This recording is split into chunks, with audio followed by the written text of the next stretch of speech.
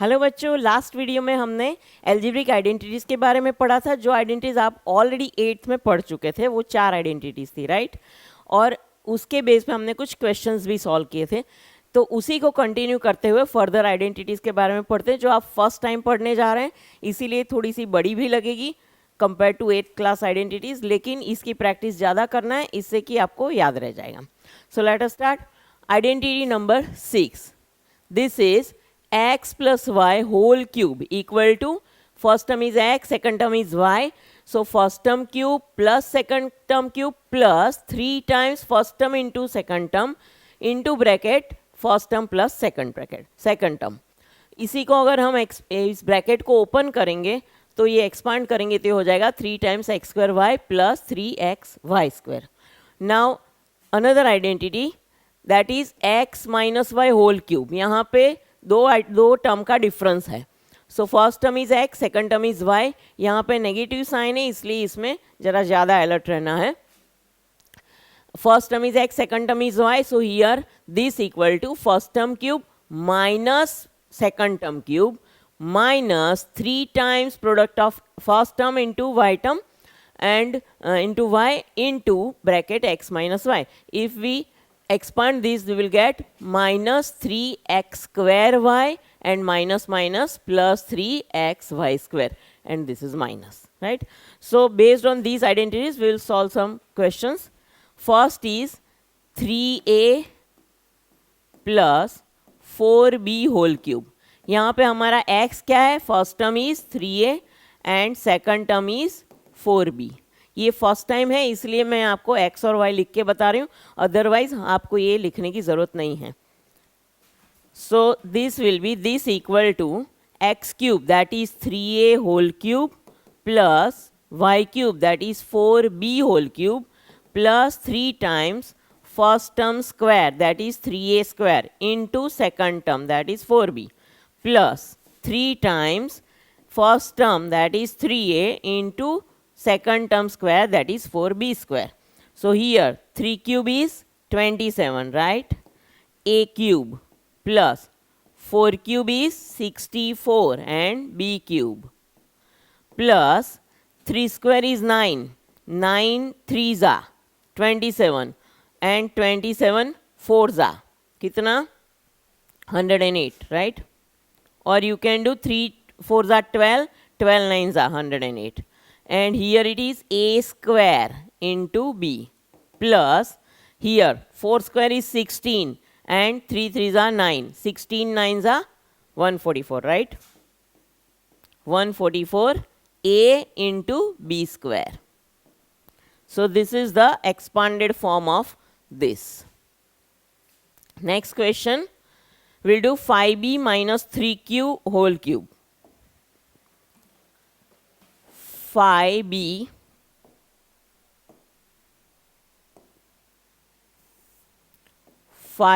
minus 5p minus 3q.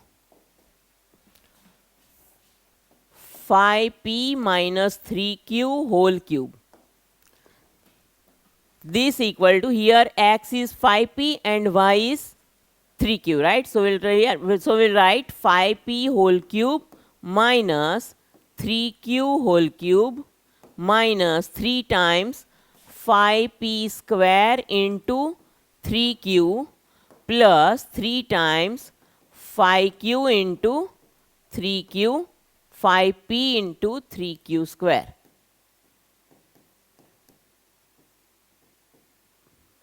So this equal 5 का cube is 125 into p cube minus 3 cube is 27 into q cube minus negative sign है यहाँ पे 3 5s are 5 square is 25, 25 3s are 75 and 75 3s are 225, right? Otherwise you can do 3 3s are 9 into 25 is 225. So 225 p square into q plus यहाँ पे 3 square is 9 and this is 15. 3 5s are 15.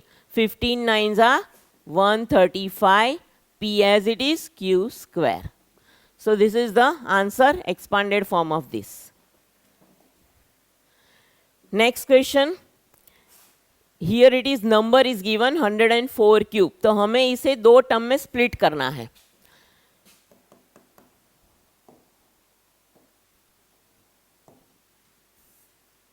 First question 104 cube. इसे हम इसे लिख सकते हैं 100 plus 4 का cube.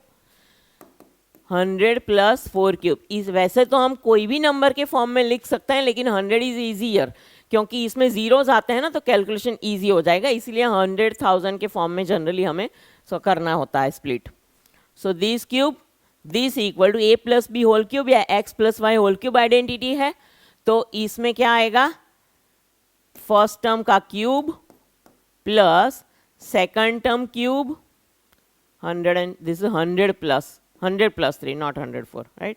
So 100 cube plus 3 cube plus 3 times 100 square into 3 plus 3 times 100 into 3 square, right? This is x cube plus y cube plus 3x square y plus 3xy square. तो इसी को मैंने x को लिया 100 और y is 3 एक्सपांड कर लिया. Now we have to calculate your self. इसका आंसर निकालना है. And next is 999 cube. तो 999 क्यूब को कैसे करेंगे, 999 को हम लिख सकते हैं कि 1000 minus 1, right. So 999 cube equal to 1000 minus 1 का क्यूब. ये है x minus y whole cube identity. So this equal to x cube 1000 cube minus y cube is 1 cube minus 3 times x square, that is 1000 square into 1 plus 3 times 1000 into 1 square, right? इसका भी answer खुद निकालना है. Next question, factorise. यहाँ पे factorise करने के लिए बोला है, पिछले में एक्सपांड करना था, राइट? तो इसे हमें फैक्टर्स इसके ढूंढने हैं.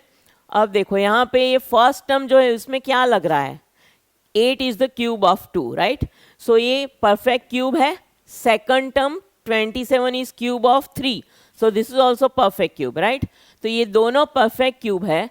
तो हम इसे ऐसे लिख सकते हैं, will write data first, 8x cube plus 27y cube plus 36x square y plus 54xy square. This equal to 2x का क्यूब लिख सकते हैं 8x क्यूब को, 27y क्यूब को 3y होल क्यूब लिख सकते हैं, एंड 3 टाइम्स 2x का स्क्वायर इंटू 3y. चलो चेक करते हैं.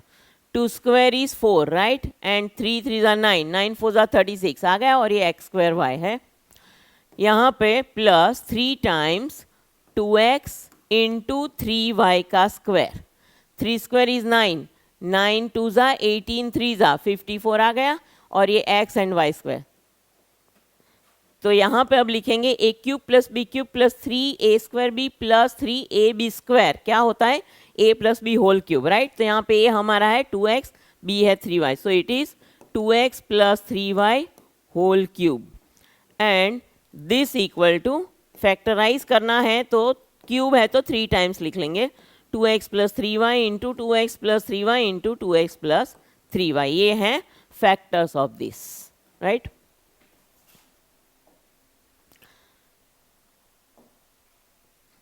Next identity, and it is last identity, that is x cube plus y cube plus z cube minus 3xyz. ये वैसे कंडीशनल आइडेंटिटी भी है. ये दिस इक्वल टू क्या होता है, x plus y plus z, first term plus second term plus third term का sum एक ब्रैकेट में, another bracket first term square plus second term square plus third term square minus product of first and second term minus product of second and third term minus product of first and third term. ये practice करेंगे तो याद हो जाएगा, अभी लंबी लगती है आइडेंटिटी. तो उसके बेस पे क्वेश्चन है ये.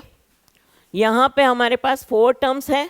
पिछले क्वेश्चन में भी हमने देखा, उसमें भी 4 टर्म थे, लेकिन इसमें 2 परफेक्ट क्यूब थे और 2 नॉन परफेक्ट क्यूब थे. और यहाँ डिफरेंस क्या है, यहाँ पे 3 परफेक्ट क्यूब है और एक ही नॉन परफेक्ट क्यूब है, तो इसके लिए ये आइडेंटिटी सूटेबल है, और जहाँ 2 परफेक्ट क्यूब होते हैं उसके लिए प्रीवियस वाली आइडेंटिटी सूटेबल है। तो यहाँ पे 8x cube plus y cube plus 27z cube minus 18xyz, इसको हम लिखेंगे 2x का क्यूब प्लस y का cube plus 27z cube is 3z whole cube minus 3 times 2x into y into 3z। चलो अब चेक करते हैं वेदर इट इज देयर और नॉट। 3 2 ज़ा 6, 6 3 ज़ा 18 और एक्स वाई जेड है यहाँ 18 XYZ और माइनस में, तो इसके लिए ये आइडेंटिटी लगाएंगे। This equal to first term plus second term plus third term in one bracket, another bracket first term square plus second term square plus third term square minus product of first term and second term minus product of second term and third term minus product of first term and third term. So this equal to 2x plus y plus 3z in one bracket, another bracket 4x square plus y square plus 3z square minus 2xy minus 3yz minus 2 3 ज़ा 6 और xz। तो ये है factorise form of this expansion, right. तो ये identity थोड़ी एक तो ये है कि ये आइडेंटिटी में कंडीशनल आइडेंटिटी भी है। अगर आपका ये टर्म 0 हो जाता है, यानी कि if x plus y plus z equal to 0, then ये पूरा term 0 into this will be fully 0, right. So आपका RHS 0 हो जाएगा। तो उस केस में LHS इक्वल टू क्या होगा, x cube plus y cube plus z cube, और 3xyz जो माइनस में है उस साइड आ जाके पॉजिटिव हो जाएगा। So will get if x plus y plus z equal to 0 then x cube plus y cube plus z cube equal to 3xyz, right. तो ये कंडीशनल आइडेंटिटी है, इसके बेस पे क्वेश्चंस ज़्यादा पूछते हैं। सो यहाँ तक हमने सारा पूरा पोलिनोमियल चैप्टर पढ़ लिया, एल्जेब्रिक आइडेंटिटीज भी पढ़ा, जीरोस भी पढ़ा। तो हम समराइज कर लेते हैं क्या क्या टॉपिक्स हमने पढ़े हैं। So first of all, polynomial of degree n का एक्सप्रेशन होता है an x raise to n plus an minus 1 x raise to n minus 1 plus an minus 2 x raise to n minus 2 up to so on and a1 x raise to 1 a0 x raise to 0 where a0 a1 a2 up to an minus 1 an all are constants, right, and an should not be equal to 0. Then polynomial का classification हमने पढ़ा, वो as per term, जिस polynomial में 1 term होती है उसे हम मोनोमियल बोलते हैं, जिसमें 2 टर्म होती है उसे हम बाइनोमियल बोलते हैं, जिसमें 3 टर्म्स होते हैं उसे हम ट्राइनोमियल्स बोलते हैं, राइट। उसके बाद हमने पोलिनोमियल का दूसरा क्लासिफिकेशन पढ़ा जो बेस्ड ऑन डिग्री था। जिस पोलिनोमियल की डिग्री 1 है उसे हम लीनियर पोलिनोमियल बोलते हैं, जिसकी डिग्री 2 है उसे हम क्वाड्रेटिक पोलिनोमियल बोलते हैं, जिसकी डिग्री 3 है उसे हम क्यूबिक पोलिनोमियल बोलते हैं। उसके बाद हमने पढ़ा कि if real number a is 0 of polynomial px then p of a equal to 0, यानी कि अगर p of a equal to 0 है तो x इक्वल टू a जो है, a की value that is a real number a, वो आपका पोलिनोमियल का 0 है।